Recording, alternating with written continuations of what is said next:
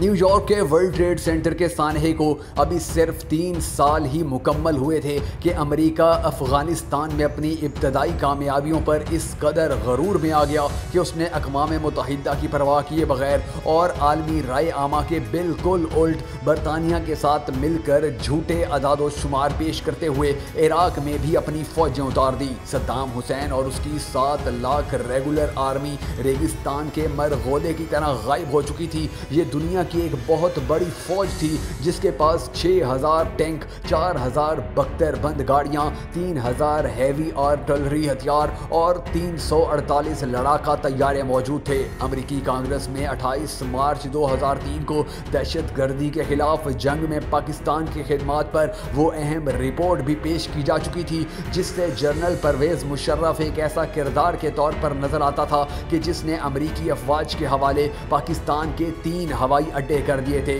جہاں سے امریکی جہازوں نے 57,000 دفعہ اڑان بھری اور افغانستان کے سنگلاخ پہاڑوں میں صف شکن طالبان پر بم برسائے۔ ایسے حالات میں یوں لگتا تھا کہ اب آنے والی صدیاں امریکہ اور اس کی ٹیکنالوجی کے غلبے اور اقتدار کی صدیاں ہوں گی۔ پاکستان کے سیکولر لبرل ہی نہیں بلکہ دنیا کا ہر ٹیکنالوجی پرست اس امریکی اور مغربی فتح پر فرحاں و شاداں تھا۔ قوت و اقتدار کا خاصہ ہے کہ وہ اپنے دشمنوں پر مسلسل نظر رکھتی ہے اور اپنے مقابلے میں ابھرنے والی ہر طاقت کو آغاز میں ہی کچل دینے کا سامان کرتی ہے۔ امریکہ نے بھی اپنے تمام بڑے سوچنے اور غور و فکر کرنے والے اداروں یعنی تھنک ٹینکس کو یہ ذمہ داری دے دی کہ آئندہ آنے والے برسوں میں دنیا بھر میں ابھرتی ہوئی نظریاتی، معاشی اور عسکری قوتوں کا جائزہ لیں اور بتائیں کہ امریکہ کو ان طاقتوں سے نبردآزما ہونے کے لیے کیا حکمت عملی اپنانا ہوگی۔ جس کے بعد پہلی رپورٹ پاکستان، افغانستان اور بھارت کے بارے میں سامنے آئی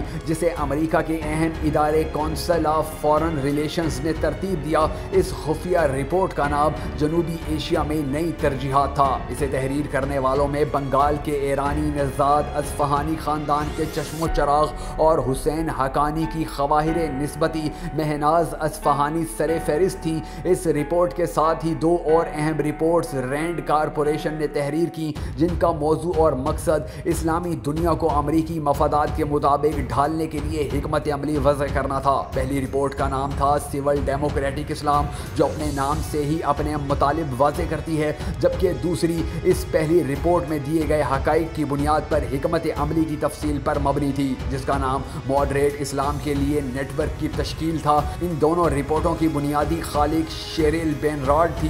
یہ مشہور بھارت نواز ظلم خلیل زاد کی بیوی ہے۔ ان رپورٹوں کا مطالعہ موجودہ مسلمان معاشرے، اس کے تضادات، مسلکی اختلافات اور مسلمانوں میں آزادانہ سیکولر تصورات کے امین افراد کے ساتھ شدت پسندانہ سوچ رکھنے والے طبقات کو سمجھنے میں بھی بہت مدد دیتا ہے۔ آپ حیران رہ جاتے ہیں کہ ہمیں اپنی خامیوں، خوبیوں اور تضادات کا اس قدر علم نہیں جتنا ان رپورٹس کے لکھنے والوں کو ہم پر عبور حاصل ہے۔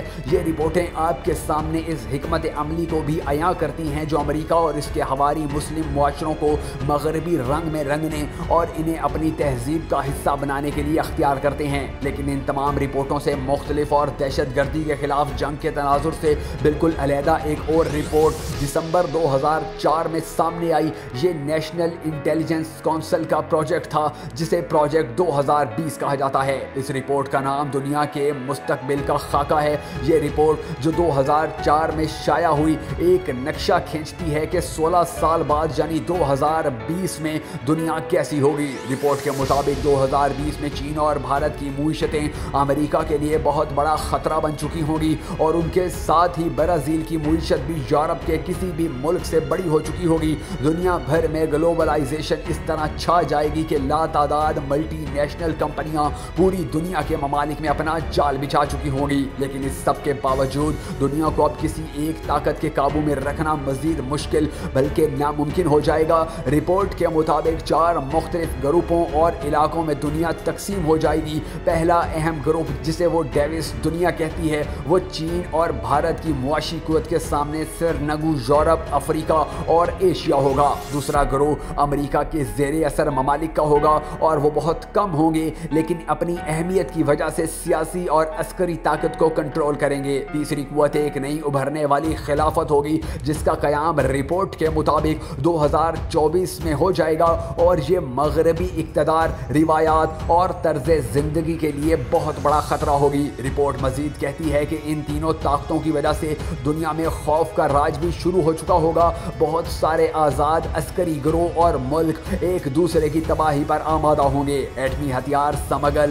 چوری یا اندرون خانہ بے شمار ہاتھوں میں چلے جائیں گے اور پوری دنیا ان کے خوف سے کانپ رہی ہوگی۔ ان حالات کی بنیادی وجہ تمام مذاہب میں شدت پسندوں اور مذہب سے مضبوط وابستگی رکھنے والے افراد میں اضافہ ہوگی۔ رپورٹ کے مطابق دنیا بھر کے مذاہب کے ماننے والوں میں شدت پسندانہ وابستگی رکھنے کے اعتبار سے مسلمان تعداد میں سب سے زیادہ ہوتے چلے جائیں گے۔ رپورٹ بتاتی ہے کہ مذہب پر سب سے زیادہ سختی سے کاربند مسلمان ہوں گے، پھر سکھ، پھر ہندو اور پھر عیسائی۔ یہ وہ گروہ ہوں گے جو معاشروں کو اپنی مرضی سے ترتیب دیں گے، ان پر غلبہ حاصل کریں گے اور ان کے خوف سے باقی سادہ لوگ مسلمان، سکھ، ہندو اور عیسائی سہمے ہوئے ہوں گے۔ چونکہ مسلمانوں میں ایسے افراد کی تعداد بہت زیادہ ہوگی، اس لیے وہ 2020 کے بعد لڑتے جھگڑتے طاقت اور قوت پکڑ لیں گے اور آخر میں خلافت قائم کر لیں گے۔ اگر وہ ایسا نہ کر سکے پھر بھی دنیا کے لیے بہت بڑا خطرہ بن جائیں گے۔ اس رپورٹ کی اشاعت کے بعد امریکہ کے ایک بڑے تحقیقاتی ادارے کو بار بار مسلمانوں میں سروے کرانے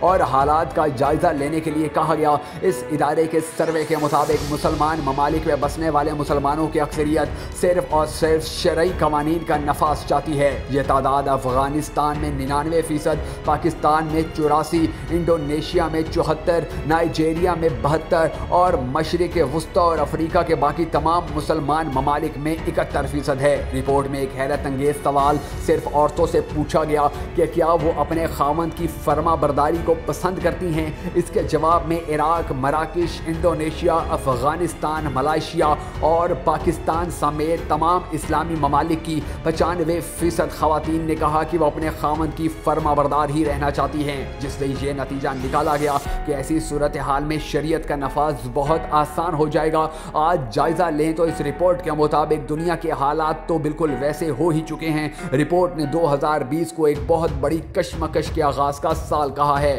حیرت ہے کہ دنیا بھر کے تبصرہ نگار، تجزیہ نگار، سیاسی پنڈت، ستارہ شناس، یہاں تک کہ روحانی رجال الغیب بھی ایسا ہی کہہ رہے ہیں۔ رپورٹ بتاتی ہے کہ 2021 میں سب کچھ بدل جائے گا اور باقی تمام ماہرین بھی اس بات کی طرف اشارہ کر رہے ہیں۔ آج دنیا جس کشمکش میں گھری جا چکی ہے، اس کا قریبی مستقبل میں صرف بارود کی بو، گولیوں کی تڑتڑاہٹ اور بمبوں کا دھواں نظر آتا ہے، اور شاید اس کے بعد مسلمان خلافت قائم کرنے میں کامیاب ہو جائیں۔